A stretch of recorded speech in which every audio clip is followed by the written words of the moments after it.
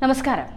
ഇടത് കേന്ദ്രങ്ങളെയും പിണറായി വിജയനെയും ഒക്കെ തള്ളി മോദിയെ വാനോളം പുകഴ്ത്തിയിരിക്കുകയാണ് ജി സുധാകരൻ.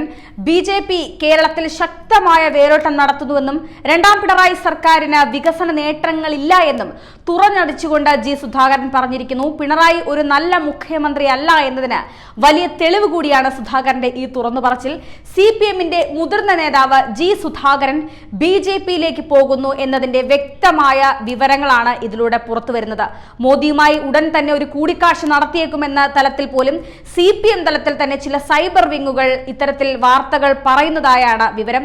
അച്യുതാനന്ദൻ മന്ത്രിസഭയിൽ സഹകരണ മന്ത്രിയായി ചുമതലയേറ്റ സുധാകരനെ പിന്നീട് പിണറായി വിജയൻ സർക്കാർ ഒതുക്കുന്ന ഒരു കാഴ്ചയാണ് കണ്ടത്. പാർട്ടി പരിപാടികളിലോ പ്രവർത്തനങ്ങളിലോ തിരഞ്ഞെടുപ്പ് യോഗങ്ങളിലോ ഒന്നും തന്നെ സുധാകരനെ കണി കാണാൻ പോലും ഉണ്ടായിരുന്നില്ല. ആ സാഹചര്യത്തിലാണ് ഇപ്പോൾ മോദിയെ പുകഴ്ത്തിക്കൊണ്ട് സുധാകരൻ രംഗത്ത് വരുന്നിരിക്കുന്നത്. മൂന്നാം മോദി സർക്കാർ അധികാരത്തിൽ വന്നത് നരേന്ദ്രമോദി ശക്തനായ ഒരു നേതാവായതുകൊണ്ട് മാത്രമാണ്. അത്തരത്തിലാണ് സുധാകരന്റെ വാദം. ഇതിൽ മൂന്നാം മോദി സർക്കാരിന്റെ മന്ത്രിമാർക്കൊന്നും തന്നെ വ്യക്തിപരമായ ഒരു രീതിയിലുള്ള അഴിമതിയോ ആരോപണങ്ങളോ ഒന്നും തന്നെ ഇല്ല എന്നും സുധാകരൻ അടിവരയിട്ട് പറയുന്ന കാര്യമാണ്. കേരളത്തിലെ ഇടതു കേന്ദ്രങ്ങളെ കനത്ത പ്രഹരമേൽപ്പിച്ചുകൊണ്ടാണ് ജി സുധാകരന്റെ ഈ മോദി പരാമർശം ഉണ്ടായിരിക്കുന്നത്. പാർട്ടിയിൽ നിന്ന് മാറ്റി നിർത്തിയും തരം താഴ്ത്തിയും പ്രചാരണങ്ങളിൽ നിന്ന് മാറ്റി നിർത്തിയുമൊക്കെ സുധാകരനെ വലിയ രീതിയിൽ CPM മാറ്റി നിർത്തിയിരുന്നു. അതുകൊണ്ട് തന്നെ ബി.ജെ.പിയിലേക്ക് പോകുന്നതിന് ഇത്തരത്തിൽ കാരണങ്ങൾ പ്രേരിപ്പിച്ചേക്കാമെന്ന് വ്യക്തമാണ്.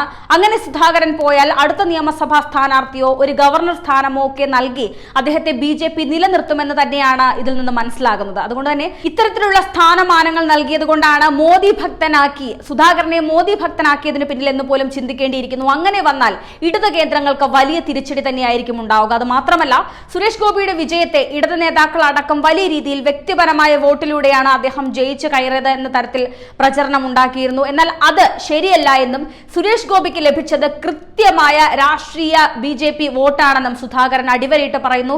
ഒന്നാം പിണറായി സർക്കാരിന്റെ കാലത്ത് ജി സുധാകരൻ പൊതുമരാമത്ത് മന്ത്രിയായി ചുമതലയേറ്റിരുന്നു. എന്നാൽ ആ സമയത്ത് വലിയ അഴിമതികളോ കോളിളക്കങ്ങളോ ഒന്നും തന്നെ ഉണ്ടാക്കാതെ അദ്ദേഹം ആ ഭരണം വലിയ രീതിയിൽ കാഴ്ചവെച്ചു. പിന്നീട് രണ്ടാം പിണറായി സർക്കാരിന്റെ കാലത്ത് സുധാകരന് അധികാരങ്ങളൊന്നും നൽകാതെ ആലപ്പുഴയിൽ തന്നെ സുധാകരനെ തളച്ചിടാൻ പിണറായി സർക്കാർ ശ്രമിച്ചിട്ടുണ്ടായിരുന്നു. മുഹമ്മദ് റിയാസ് പൊതുമരാമത്ത് മന്ത്രിയായപ്പോൾ സുധാകരൻ നടത്തിവെച്ച എല്ലാ ഉത്തരവുകളും പിൻവലിക്കുന്ന ഒരു കാഴ്ചയാണ് കണ്ടത്.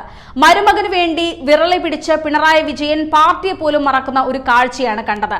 കേന്ദ്രത്തിൽ ഏതായാലും മൂന്നാമതും സർക്കാർ രൂപീകരിച്ച നരേന്ദ്രമോദിയെ പുകഴ്ത്തിയും കേരള മുഖ്യമന്ത്രി പിണറായി വിജയനെ വലിയ രീതിയിൽ ശകാരിച്ചും വിമർശിച്ചുകൊണ്ടുമാണ് ഇപ്പോൾ CPM നേതാവ് ജി സുധാകരൻ രംഗത്ത് വന്നിരിക്കുന്നത്. പ്രധാനമന്ത്രി നരേന്ദ്രമോദി ശക്തനായ ഭരണാധികാരിയാണെന്നും അദ്ദേഹത്തിന്റെ കീഴിൽ പ്രവർത്തിക്കുന്ന ബി.ജെ.പിയുടെ കേന്ദ്രമന്ത്രിമാർക്കെതിരെ ഒരു രീതിയിലുള്ള അഴിമതി ആരോപണങ്ങളൊന്നും തന്നെ ഇല്ല എന്നും സുധാകരൻ പറഞ്ഞിരിക്കുകയാണ്. ഇങ്ങനെ ഒരു തുറന്നു പറച്ചിൽ സുധാകരൻ ബി.ജെ.പിയിലേക്ക് പോകുമോ എന്ന വലിയ ചോദ്യങ്ങൾ ഉയർത്തുന്നു. കോൺഗ്രസ് ഭരണകാലത്തെ പോലെ അഴിമതി പൊട്ടിയൊഴുകുന്നുണ്ടായിരുന്നില്ല ബി.ജെ.പി. ഭരണകാലത്ത്. നേതാവുണ്ടെങ്കിൽ ജനം പിന്നാലെ വരുമെന്നും ഏത് പാർട്ടിയായാലും ലീഡർഷിപ്പ് പ്രധാനമാണെന്നും സുരേഷ് ഗോപിയുടെ സ്റ്റൈൽ കോപ്രായമല്ല എന്നും അദ്ദേഹത്തിന് ക്യാബിനറ്റ് പദവി നൽകേണ്ടതായിരുന്നുവെന്നും ഒക്കെ ഇപ്പോൾ സുധാകരൻ പറയുന്നു. ഒന്നാം പിണറായി സർക്കാർ മികച്ചതായിരുന്നു, എല്ലാ വകുപ്പും മികച്ചതായിരുന്നു. ആ സർക്കാരിന്റെ പേരിലാണ് പുതിയ സർക്കാർ നിലവിൽ വന്നത്. ആ വികസന നേട്ടങ്ങൾ ഇപ്പോൾ ഒരു MLA-യും പറയുന്നില്ല. രണ്ടാം പിണറായി സർക്കാരിന് വികസന നേട്ടങ്ങൾ ഒന്നും തന്നെ പറയാനില്ല. രണ്ടാം പിണറായി സർക്കാരിനെ കുറിച്ച് പലർക്കും വിമർശനമുണ്ടെന്നും ജി സുധാകരൻ എടുത്തു പറയുന്നു. മാത്രമല്ല, തിരഞ്ഞെടുപ്പിൽ ആലപ്പുഴയിൽ CPM കോട്ടകളിൽ വരെ വലിയ വിള്ളലുണ്ടായി. കമ്മ്യൂണിസ്റ്റ് പാർട്ടി പിറവിയെടുത്ത സ്ഥലങ്ങളിൽ പോലും മൂന്നാമതായി മാറി. കായംകുളത്ത് വോട്ട് ചോർന്നു, പുന്നപ്രയിലും വോട്ട് ചോർന്നത് ചരിത്രത്തിൽ തന്നെ ആദ്യമാണ്. കായംകുളത്ത് ബി.ജെ.പി. രണ്ടാം സ്ഥാനത്തുമെത്തി.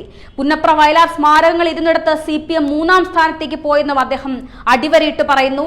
മാത്രമല്ല, ശൈലജയെ മാധ്യമങ്ങൾ മാത്രമാണ് ഉയർത്തിപ്പിടിക്കുന്നത്. അവർ മുന്നേയും തോറ്റിട്ടുണ്ട്. ബി.ജെ.പി. ശക്തമായി കേരളത്തിൽ വലിയ രീതിയിലുള്ള ഒരു വേരോട്ടം അവർ ഉണ്ടാക്കുന്നു എന്നും സുധാകരൻ പറഞ്ഞു കഴിഞ്ഞു. ഇതിനൊക്കെ മറുപടിയായി ഇപ്പോൾ പിണറായി വിജയന് എന്താണ് പറയാനുള്ളതെന്ന് നമുക്ക് കേൾക്കേണ്ടിയിരിക്കുന്നു. സുധാകരൻ ഇനി ബി.ജെ.പിയിലേക്കോ എന്ന വലിയ ചോദ്യങ്ങൾ ഇപ്പോൾ ഇടതു കേന്ദ്രങ്ങളിൽ നിന്നുവരെ ഉയർന്നു വരുന്ന കാഴ്ചയാണ് കാണുന്നത്.